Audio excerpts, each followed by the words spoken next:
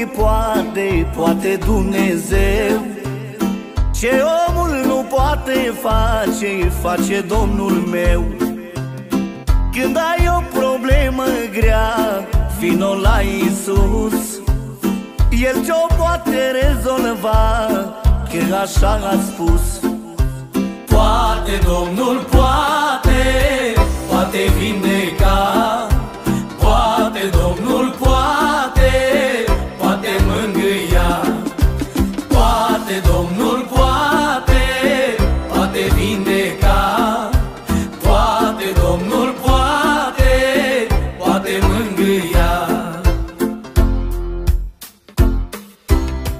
Cum striga pe drum odată orbul Bartimeu, fiul lui David, ai milă, vreau să văd și eu.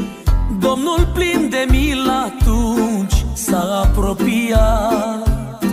Pe loc orbul Bartimeu a fost vindecat. Poate Domnul, poate, poate vindeca. Poate Domnul, poate, poate mângâia.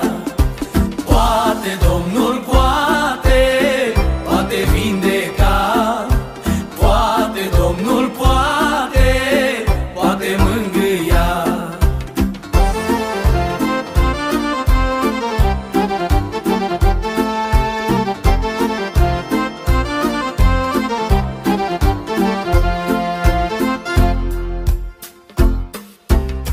Strigă către Domnul, frate, strigă neîncetat. El ți ascultă rugăciunea de ești întristat. El îți spune nu te teme, ești copilul meu, căci tot ce nu poate omul, poate Dumnezeu. Poate Domnul, poate, poate vindeca. Poate Domnul, poate, poate mângâia. Poate Domnul, poate, poate vindeca. Poate Domnul, poate, poate mângâia. Poate Domnul, poate, poate vindeca.